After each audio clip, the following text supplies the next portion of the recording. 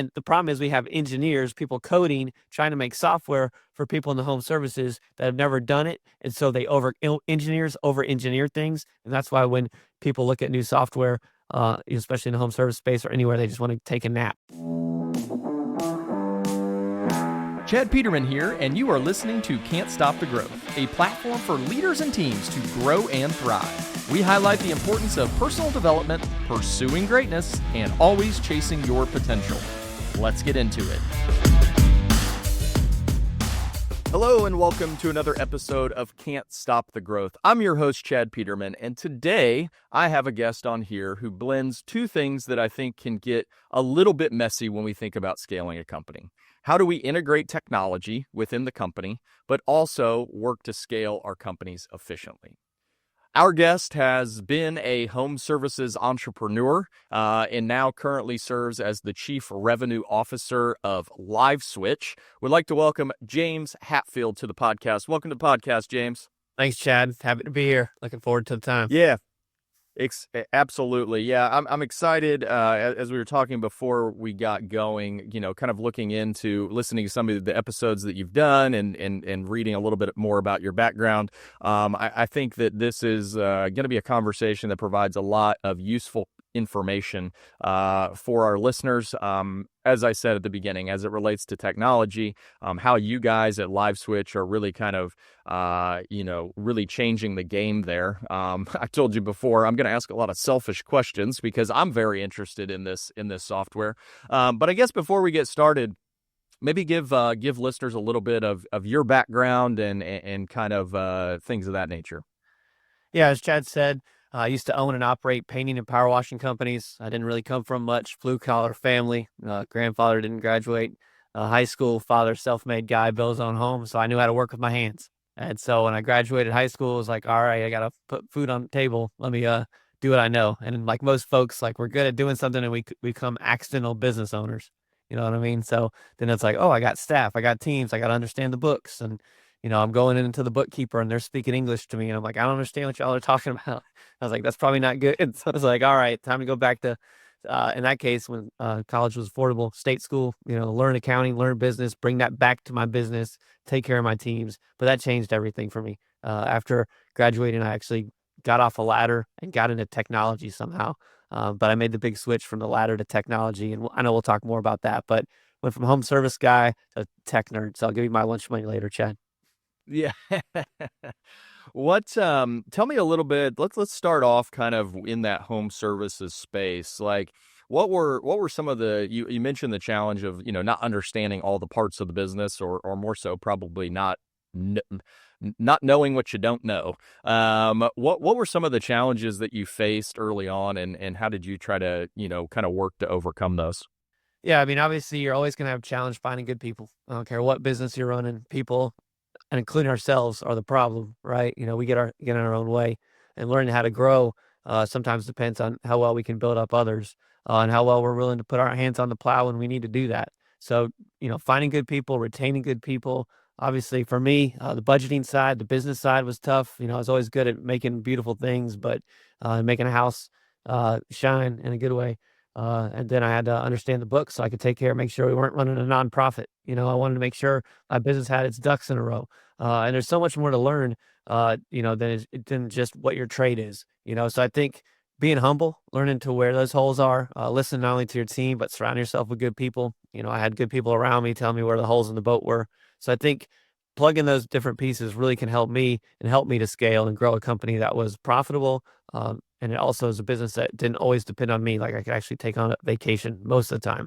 I could have done better at scaling the sales side of it when I was in home services. I tend to take on a lot of sales and customer relationship stuff and let my guys work. And I probably would have done something differently around the sales side that I did differently than my tech companies, which we can talk about. But, those are some of the lessons learned when in the ground and pound of home services. Yeah, absolutely. No, I think that's kind of great background as we think about a lot of these technology solutions and do they solve a problem?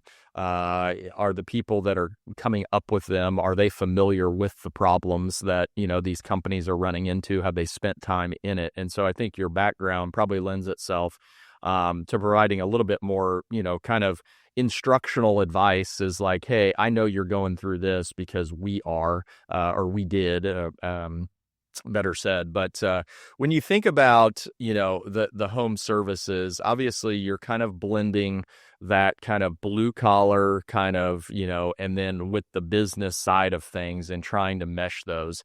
How did you work to kind of foster that relationship between maybe the guys that were going out and doing the hard work versus this is what the business needs, and kind of balancing all that? I feel like that's, for me, that's one of the tougher things of like trying to get everybody on the same page. Yeah, I think it's a balance, like knowing what people are good at and what they're not good at, and trying to, bring forward the stuff that they kick butt at, and then the other stuff where we ask our guys to do more than they even want to do. Like some of my guys are introverted; they don't want to do any customer service. They don't want to talk to the customers. They want to get on property, do their job, do a good job, and frankly, put headphones in and and get to work. But if I had to approach a guy and say, "Hey, look, man, you can't just be so introverted. Say hi to the customers, upsell them on this, do that."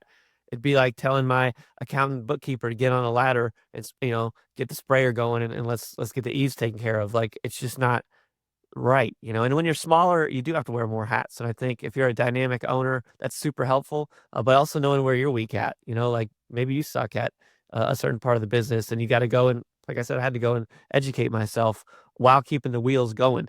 And that's always difficult too. I can't just stop the train any week because I got salaries to pay, I got kids to feed. So it's finding that balance too of putting people in the right spot in the right place, and then uplifting people when you see that talent. Like, oh, this person's not only good on the operations side, they're going to kick butt on the sales side, and maybe I can make myself redundant in people. And I know when I got into the software space, I was able to really grow and be one of the fastest growing companies for 3 years in the United States because of redundancy, learning how to transfer skills to people quickly and get out of my own way and teach people to do the same thing and check your title at the door. But also knowing not to stretch people so thin where I've asked them to do something that, frankly, it's just not a good look for the company, the person, and it makes them want to quit. And some people just quit because I put them in the wrong spot. So having that social EQ and business acumen to really do that, I think takes some eyes on the field, basically. Yeah, absolutely. Tell me a little bit more, because I think this is something that a lot of business owners are trying to figure out, right? It's like, I get that I need to teach people in the business how to do the things that I know how to do, so that I can then, kind of not work in the business, work on the business. We've all heard that term before. What was kind of your methodology, if you will, for getting that information to people? Like, did you have a system? Was it what did that look like? Or maybe how did that evolve is probably the better answer. No one goes in with the perfect solution and like we just executed. You're always kind of learning and kind of shifting. What was that like for you? Yeah, I think first it's understanding what you need to bring to the business. Like we all love to talk about working on the business, but am I educating myself as a business owner? Really, to work on your business, you need to bring things that work. If you start tinkering with your business and doing laboratory experiments with your business, it's a great way to blow that thing up pretty fast, right? So if you take the time, like I would recommend a book right now, Making Money is Killing Your Business. Start there. Learn how to step back, look at all the process of your business from point to point, from that first handshake to the last handshake to the future handshakes, on the sales side or on the operational side. How am I transferring knowledge to my guys so they know what work to do? Am I bidding this the right way? Right. So starting with that, Making Money is Killing Your Business book will help you to start thinking about what they call freedom mapping and documenting your process. I know for a lot of business owners, don't care what business you're running, documenting your process for some of us makes us want to take a nap. We're like, I'd rather like do anything than that. But what you don't understand as a business owner, when you document your process and you start empowering your people to own that process and make that process better, now that you've documented your process, when you hire new people, you can hand that off. If you ever want to sell your business, you're totally making your business worth way more money by doing these types of things. And then you can document not just in Word alone, which you should, but you can document it in video, in photos. There's other ways to really document this to transfer that knowledge to your team. And I think learning how to do that, surrounding yourself with mastermind groups with other people that are doing it, and then starting to work on your business with the right things and learning how to pace yourself. Don't wear your team out. Like, hey, this next 3 months, we're going to work on this. This next 3 months, I'm taking, Joe and Bob, and we're working on sales together. And pacing yourself, knowing you can't flip your business overnight and you're going to wear your team out. So you got to learn how to pace, how to know what to work on, and then the order of operations on what's the most valuable thing. Like when we're updating our home, right, for sale, we know we need to paint that thing. And if I'm going to dump any money anywhere, I dump it in the kitchen, because if I update the kitchen, I'm going to get the most money out. We don't always know how to do that on our business. Like, where are the most valuable pieces for me to work on it? And sometimes we don't even think about the exit side of it. So it's a lot, I know. And if you don't know, you're like, I don't know how to do any of that. Well, it's time to get around some people that do. And there's plenty of mastermind groups, coaches out there that are worth their weight in gold. And I would want to encourage people to go after that as well. Yeah, absolutely. I think a lot of really valuable points. I think one that I'd like to kind of expound upon is this whole video concept. The one thing that I've learned is that, the SOP is only as good as the person running its understanding of how that fits into the bigger picture. Like simply just drafting an SOP and saying, do this, without any context behind it, usually results in poor results. Like it or usually results in people being frustrated as to, well, why in the heck do I got to do it like this? And so what we've really tried to do, or what we've really leaned into, is kind of video. So you have a documented SOP, everybody understands it, but then using video, and it can be short, 2-3 minutes, but giving like a perspective of like, hey, we're doing it like this because we think it results in a better customer experience. The more customers that we get, we can start to do these things, like giving them the business picture. One of the things that I do the most is, as these businesses grow, they can become complex, and you get silos of, these people answer the phone, these people are in accounting, these people are in sales, operations, so on and so forth. And like being able to connect the dots for people as to, yes, you have a specialized role, but we can't silo ourselves to the point of like, you don't understand what that impacts across the business.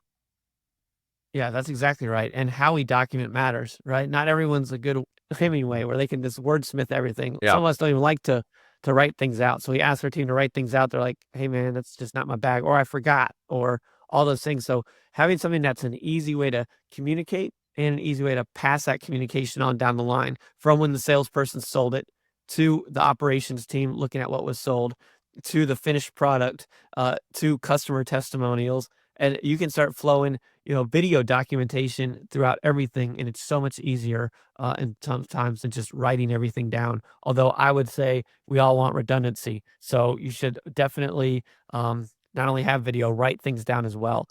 Because two is one, one is none. And that's a saying that when you're going out in the woods, I hiked a lot of the Appalachian Trail. If you bring one lighter into the woods and you lose that sucker, you are in a bad way. So you bring two lighters into the woods. That way, if you lose one, you still got it. So having points of redundancy and duplication in your business isn't always bad, especially when it comes around communication and documentation. Yeah, absolutely. How did you guys, like in the painting and power washing space? I'm guessing that, you had a sales guy potentially go out and he's, selling the job. And I would assume that video was probably a really powerful tool. I know we use it when it comes to, when it comes to really all jobs of, just the salesperson taking a video and narrating in the back of like, hey, the plan is to go this way and then we're going to go that way and watch out for this over here in the yard. I marked it with paint, whatever it may be. How did you guys kind of do that?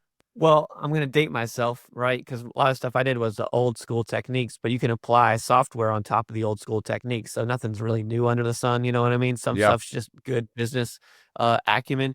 But for us, at that time, I had, you remember the white paper, the yellow and the pink, the Oh, carbon yeah. copy? Oh yeah, man. So when I went around and I'm walking around with the homeowner, I'm documenting everything. I've got things that we're going to do. I'm going to write on it. I'm going to have a map of the house, and then I give a copy to the customer, a copy to admin, and a copy to my team.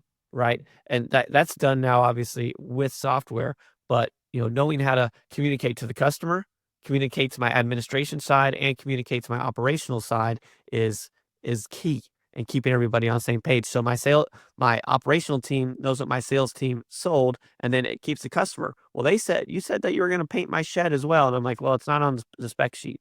You know what I mean? And so now that we're documenting things with video, documenting things in our CRMs, we're keeping our customers, accountable. We're also keeping our salespeople accountable when they're trying to sell world peace just to get that next deal over the line. You're like, hey, Yeah. dude, we don't do all that, and we definitely don't do it for that price unless Yeah. you want to get your buns out here and do the work. So that accountability piece and passing that communication across everybody, and then having you as an the admin, I would call more of sometimes the leadership side, the management side, the administration side, watching over everything. So those three pieces can keep everybody right on point to deliver the job that we sold. Yeah, no, that's awesome.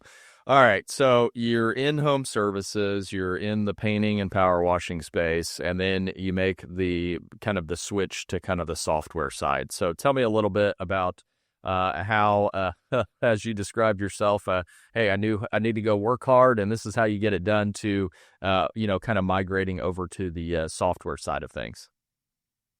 Yeah, I never expected to migrate, but after I got out of going to state school and learning the business and accounting, I met a guy who was graduating from Duke University with his MBA who actually created a technology that could solve the problem I had, which was taking the income statement and balance sheet, putting it through a system. This was before AI and all the LLM stuff that I was talking about, and it would read it and tell me in plain language how I was performing and how I compared to other people in my industry. And I was like, this is awesome. I was like, man, this is a great technology. He's like, do you want to sell it? I'm like, well, I could give it a shot. I'm pretty good at sales. So I hop in and we take that company from nothing, like an incubator. It's just me and, boom, from day one, we're running and gunning and we become one of the fastest growing companies in America for 3 years straight. And then from there, we end up growing the company so large that we exit with KKR, and it's a multi-billion-dollar company with a B now. So that worked out really well. And when we got out of that, we got into philanthropy, got into things. We have an organization called Inmates to Entrepreneurs. We're putting incarcerated men and women through our entrepreneurship programs because we believe in second chances as well as teaching people how to be business owners. That resulted in an ABC television show called Free Enterprise. My business partner is actually a star of a show. I still can't believe he's a TV star, which is ridiculous.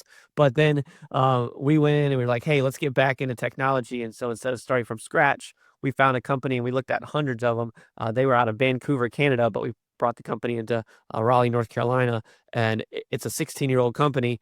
And then I got involved in live video, and I never expected to be there. And there's a journey there and a story I'm sure we're going to talk about here of how full circle from buying this company and getting back into the trades and how we're starting to disrupt not just the trades, but all kinds of businesses all over the world. So looking forward to talking about that. But it was total happenstance that got me off the ladder. But I've been able to bring that home service thought into the technology space and design technology and software that I know that a guy living on a ladder like I used to, that will work for. Because it's a little different. I make fun of my engineers. I'm like, you guys all have soft hands, man. You never spend a day, on a ladder. You don't know. And the problem is we have engineers, people coding, trying to make software for people in the home services that have never done it, and so they engineer things, and that's why when people look at new software, especially in the home service space or anywhere, they just want to take a nap because they're like, oh my goodness, I'm gonna have to go back to college just to learn how to, run this dang Yeah. thing. So I keep a lot of that stuff in mind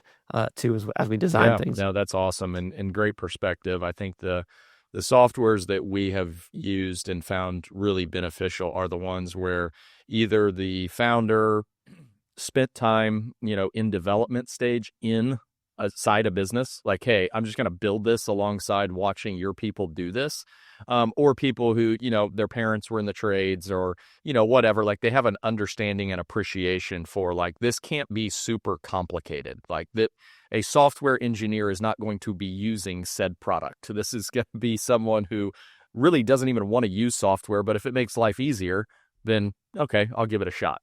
That's exactly right. I mean, everyone wants to call like home services as an example, the knuckle draggers of technology. I'm like, no, they're not. You just suck at designing software and you don't know your people, right? Like we do use tech. Every guy I know uh, on, modern home service teams, all have a smartphone in their pocket.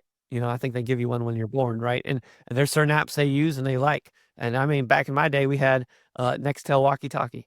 Right, I love that thing. It was one button press. I could talk to anyone on my team anywhere. I have no idea what happened to that, but I love like now my truck starts with one push. Now my sprayer starts with one pull, and it gets the job done. It's purpose built. I don't actually really care what the engine is doing inside of my paint sprayer or my power washer, as long as this thing works when I pull the cord. That's what I need to know. And the same thing happens with any kind of technology. Like a guy who's trying to build a home or do home services doesn't really care how it works under the hood. It just needs to work every time and be dead simple. And so that's just the kind of mentality that I like to bring in designing. And in fact, it keeps me on my toes. Like when I was running the painting company, we were painting a house head to toe, and a neighbor, because we were doing a residential uh, job that time, came over, was like, "Hey, I don't need a full paint job, but my house hasn't been washed in a while. Would you guys wash it?" And I was like, "Oh yeah, I'll send a guy over. Here's how much it's going to be." He loves it because we're here in the South. It's hotter than Hades down here, and they're out there playing with water guns, clean the house up. And I'm like, man, the margin on that is incredible. So that's launched into my power washing company because I saw the margins, and I loved it. And so listening to the customer, being able to stay light on toes. Now, not trying everything. We got some home service guys or business owners that the next new shiny thing comes, and all of a sudden you're doing 20 different services, and you're like, that's wearing your team out. But you need to learn how to pivot. So another story example is in this company, LiveSwitch, where I work. I started off building technology. I love building things. And so we had the chief of police in Washington, D.C. knock on our door to help reinvent the 911 phone call. We've been in business 16 years. We do all kinds of stuff. We did the Super Bowl the last 3 years. Like if you go to an MLB ballpark and scan a QR code, they put you on the Jumbotron. We did all that. Like during COVID and the NBA bubble, we powered all those. So we are a video communications company platform.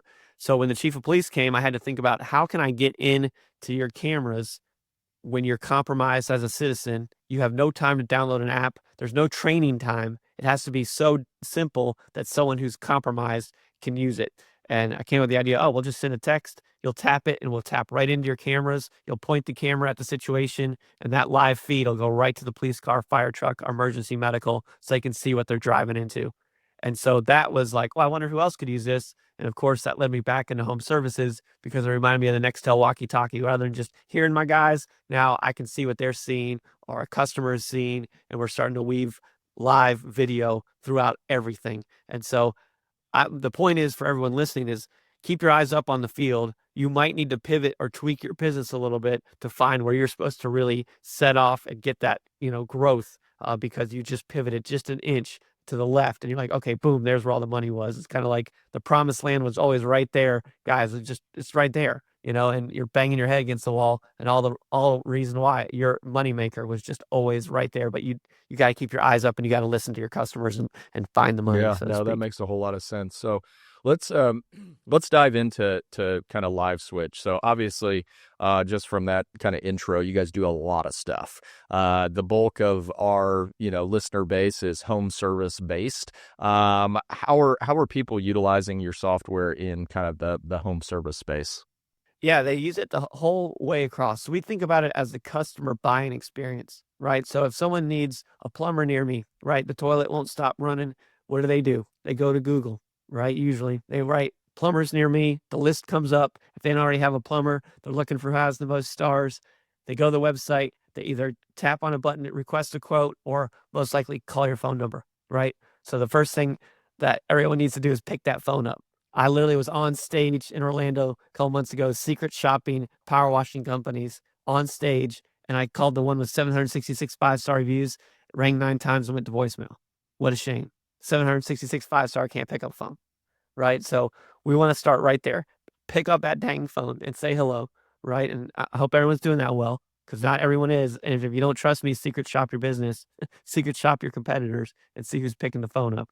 So from there, what typically happens on any home service business is, hey, what problem are you having? Right? They're talking to someone in your sales team, call center, dispatch, you're writing notes, and then you're dispatching someone like, yep, I'll send somebody out. And you're paying someone hourly. They're driving across town, they're wear and tear on your vehicle, and you're just hoping to make that sale happen. Right? Sometimes you get on property, you tell a person the number, and you're like, oh, I'm just going to get 2 pizzas and all my friends, and we'll do that. Or I'll use you as free advice. Right? So the idea was I met this guy in the moving industry, moving boxes. I'm showing him my emergency response stuff. He's like, hey, James, you're sitting on a gold mine. I'm like, what are you talking about? He's like, you know what I'm going to use this for? Virtual estimating. So when someone calls my business, I'll send them a text. They can show me around. And now I get one of 3 things. One, the person who's just kicking tires, when I give them a quote, they're like, oh, heck no. Well, that prevented us from driving out. 2, people that have researched, they got the money, they want the leak stopped, or they want the move done. They don't need me to really come out on site. Just tell me, how much is it? When can you be out here? Boom. And then the third one is oh wow, they got money, maybe big money, maybe it's a big commercial job. Now I've seen it and I'm going to drive out. So that's the first stop with LiveSwitch, and with what we're doing is virtual selling, and we're doing it in all industries. I mean, I got electricians, plumbers, painters, power washers, you name it, and they're using this as the first stop in the virtual sales spot, and that's the first place it's landed. And that's our most popular spot, and it's tuned up for like third party assistance. This ain't no FaceTime call. So like when someone answers, it doesn't matter if they're on an Android, iPhone, your sales team, doesn't matter if they're on a PC, Mac, whatever, tablet, their own phone. I got a bunch of guys that work out of their trucks. And for the homeowner, it's the reverse of a FaceTime call. They see themselves big and me small, or salesperson small. The salesperson has a virtual background up, and now they're walking around the property. Everything's getting recorded. We have laser guidance. You can like laser guide people. No, go that way, go left, stop, take remote photos, sharing the screen if you need to walk through a bid, and everything gets recorded to pass it on to your sales team. Or if someone's like, I need to talk to my spouse, well, why don't you have them watch the video of what we're going to do? And we're just getting warmed up here, but that's the first spot where we really starting to disrupt the home service industries. Yeah, I like that. We do a version of this. So, a technician goes out to the home, identifies that the customer would like to get a quote for a new system. Essentially, rather than in the typical fashion, you would send a salesperson out there after the fact and so on and so forth. And what we've learned is speed is the key. And so we have what we call virtual comfort advisors that basically just sell new systems through Zoom. And it's been hugely impactful because of the speed at which we can, get something sold, get everything gathered up and get the job complete. But I like this from just maybe a different aspect of, people who aren't sure what is wrong. So can we talk to you? Can we talk you through it? Maybe it's something simple too. Like, I think that, you bring up a good point. If it's just the breakers tripped, well, you're not going to be I've got to charge you so many dollars to roll that truck. And you're not going to be really happy when I tell you, your breaker was turned off. Yeah. That's right. That's right. It's not a high volume dollar for your business either. Like maybe you satisfied someone, but that totally could have been done virtually. You name it, whether it's a breaker. I just had a guy in my house yesterday for HVAC with our Nest thermostats. If I had a problem with just that, yeah, hit the on button, my man. That can all be done to prevent those callbacks, which are the most expensive calls in the business. A callback, especially if it's for something nominal, or even if it's preventing. That wasn't a big sale opportunity for us. To your point, the breaker box. We get, I would say, one of our highest like warranty calls. It's not even really a warranty. It's just, our installers spend all day out at a customer home, probably finishing up around 6:30 at night. People are getting kids all ready, dinner, all of this. And meanwhile, we're trying to explain to you how to use this brand new system and thermostat. Well, retention is not super high at that moment when everybody's in the house and things are going crazy. And so we get a lot of like recalls on like, I don't know how to use this new thermostat that you put on the wall. Like, how could I do that? Like, to me, this would be the perfect all right, perfect. I'm going to flip it on. I'm going to walk you through. You're going to do it. And I'm just going to walk you through how to, set it, program it, do all of the things. That's right. And in addition to that, we're also training and teaching. I do a lot of training and teaching and business coaching for modernizing business. And we're training people also how to make that follow-up process and that recurring revenue process even better, right? Like claiming our homes. Like we have a QR code feature where you can put your brand of your business. We always recommend putting your phone number and then a QR code and make it a sticker. And you want to place it on what you service. So if you're an electrician, put it on the back of the breaker box. My HVAC teams are putting on their HVAC units outdoors. These are weatherproof stickers. You got your plumbers putting it, on the water heater under the lid of the toilet. And what we're trying to do is, one, we're trying to box out Google. I don't want someone Googling HVAC repair near me ever again. I want them to go to, whether it's their thermostat or the unit or wherever, see my logo, and then you can scan the QR code and even take a video of the problem. So now the video is coming right up to me. So when my team calls, they've already looked at it and they can say either diagnose the issue quickly or decide, oh, we're coming out, or, oh, we got something big going on, or actually that's an easy fix, but it's still going to require a service call and doing virtual selling. we're trying to claim commercial property and residential property with these stickers while using live video to enhance the customer experience. Customers want things fixed immediately. Nobody likes waiting in line. That's why everyone's an Amazon Prime customer, right? They don't want their boxes in 2 weeks. They want their boxes overnight. The same thing happens with home service. You're on the clock. It's called speed to lead. And now we're calling it race to the face, because we know the face of a human and that human connection has the highest close rates. Also, it takes a pissed off customer down, because keyboard courage, when they're talking to your AI robot, people get real pissed and they'll say stuff on the phone. They'll yell at your team. But if they can see your team face to face through that, it tends to, one, bring down the level of pissed off or increase the level of close rates. And now you can see what the customer sees and you can diagnose things, and they don't have to wait around, get the kids in line, do all that stuff. People hate that. So if you're convenient, which is the number one thing, you're fast and you get that fixed and now you claim it, these are the types of things on the customer end that makes the huge piece. And while you got your guys out there, if you got a junior tech out and they're like, oh crap, I don't know how to fix this, now they can video and live video with the senior tech. And you might even have your senior tech doing more office hours, watching over the juniors, or your project managers saving those trips in the truck.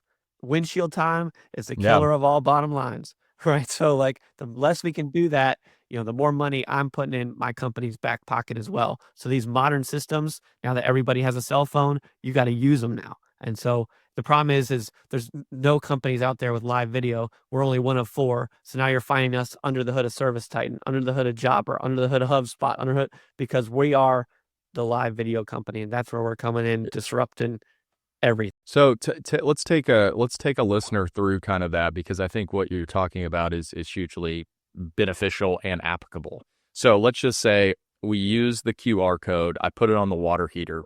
Customer wakes up, water's not getting hot. I go down to the water heater. I scan this code, potentially take a video of like, hey, it's leaking out of the bottom. Like, this isn't good. I think this is my problem, whatever it may be. So it's leaking, all of this stuff. And most of our listeners are probably on Service Titan. So they take that, they send it. Tell me like how does that work? Yep. I'm going to talk you through it if you're a Service Titan person or not. So if you're a Service Titan person, we're just baked right under the hood. So if you want to start a live call or request a call, because sometimes maybe you don't need to see it. Or if it's after hours, or it's not a big deal, or if it's you can just send a text, person can tap it at their convenience, and then take a video. But if it's that live call, you just tap it. It has the video. After the video is done, because you're snapping photos, it's all just going to the cloud. Nothing's ever stored on your device or the customer device. And actually, if anyone ever worries, it doesn't feel safe, it's actually SOC 2 certified. Department of Defense uses our stuff. The live video call that we have is safer than the phone call. You're like, well, actually, the phone call we're on right now is not as safe as if we just transitioned over. So, they're getting on there. They're seeing that video either live or recorded. And then your technicians are, making a determination. Especially, I've got a lot of serve pros and restoration companies where people are like, it's DEFCON 5 over here. And you're like, just turn off your water. We don't need to send the cavalry out at 2 a.m. It'll save some money for you. And it prevents your guy from having to drive out 2 a.m. and get out the bed, right? Even though they might make a little more if it's not DEFCON 5, especially if you're offering that 24/7 service. So you're starting to do that, and everything's getting documented. So maybe it's dispatch, or maybe it's your sales team. Now they can literally just share the link or the Service Titan record, right? In this case, it's right in Service Titan. Someone can watch the video, know what they got to take out. Maybe it's like, oh crap, this is a 3-story building. I need a larger, ladder, or whatever it might be, right? So it lives there. If you don't have Service Titan, you can just use the LiveSwitch platform, and all this can happen through there. So you got options. So, and it's dead simple. It's all one-click options. Nothing's one click for the customer, one click for your team. I mean, training's 5 minutes. So, we're just teaching you how to weave it in to each process. Here's how you weave it into sales. Here's how you weave it into operations. Here's how you weave it into getting video customer testimonials. Here's how you're using all the videos on your Instagram, Google Business Profile, put it on your website. Because now these AI and LLMs will look over your entire website and look for real photos and real videos. If you use stock photo, you're actually getting downranked, right? And if your socials have live video, if you're on your Instagrams or Facebook, you're really trying to market, you can start using these videos everywhere. And then you can even mark things training. Like, that's an awesome sales call, or crap, this is a new unit we haven't worked on before. And then you get a new guy coming or someone else, they can just watch those videos of your team Yeah. doing the actual work on how we do it here, right? So that's your documentation piece, which also lifts the value of your business. It all just intermingles together. And we just didn't, like the chief of police, he couldn't have said it better. When I went to chief of police in DC and I'm showing him, he lowers his glasses. This is an older fellow. He's like, James, why don't we have this already? It's so obvious to me. I'm like, Chief, we just didn't all have smartphones in our pocket. Now that we got it, let's take advantage of it. And that's what's happening in the home service space now, that your customers all have it, your team all has it. Let's use it and abuse it in all the right ways. Yeah. So could it be another use of like, customer calls in, they're not really sure what's going on, and the person answering the phone isn't sure either because they're not getting a really good, like, I don't know what the heck you're talking about. Would it be just as simple as, hey, let me send you a link and connect you with maybe a technician who can kind of assess what we've got and say, yeah, we need to get somebody out there. Maybe we don't, whatever it may be. You're spot on. That's exactly right. And a lot of times what could happen is the person just say, hey, just show me video, talk me through your problem. And then that entire video is recorded. They can just send the recorded video to the technician first. They might not even have to call. They might just Okay. watch the video and be like, I've seen this a million times. Tell them, this is what's going on. We'll be out there. Yeah. I even know how much that is. Like, it's an easy one, right? Or if it's complicated, technician's like, I got no idea. Then the technician would send a text out or decide that actually Yeah. looks like a major problem. Just send the cavalry, let's go. Absolutely. I like the training piece of it too.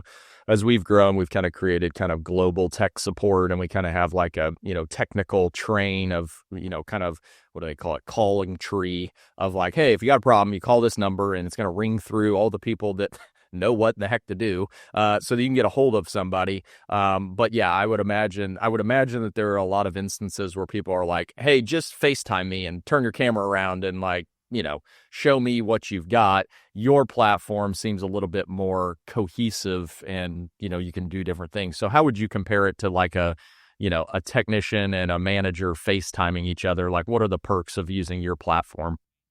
Yeah, whether you're trying to use FaceTime, Zoom, all the rest, you're not using the right tool for the right job, right? Like, it's just not. Like, it was never designed for that. Like, FaceTime was designed for, mom and dad to watch the grandkids blow out the candles. Zoom is, for a conference call for businesses. It's not built for home services. And I know a lot of you who use it are like, yeah, I kind of worked through it, but nobody thoughtfully designed it with you. As an example, I'll tell you why your customers hate this.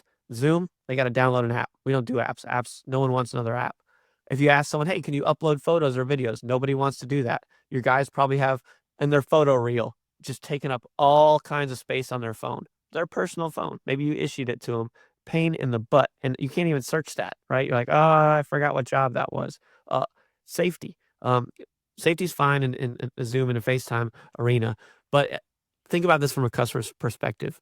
When you're using FaceTime with your customer, one, you're getting into their social space. So a lot of people don't want to do the FaceTime with you because that's their own social number. And now, same with your salesperson. Now they're giving away their own social, especially the customer gets pissed off. Now they're going to call my FaceTime to my guy. Like, that kind of sucks. But if you did do a FaceTime, the customer now it's looking at you large and them small. And so if they're trying to do remote, even if they flip their camera, they've got to look through something the size of a postage stamp and walk around their property. That's terrible. We actually split it, or reversed it. So now the customer sees himself large and your technician's small. So with people like big glasses like I've got, they can walk around. On the technician side, now they're on their computer. They're seeing them big.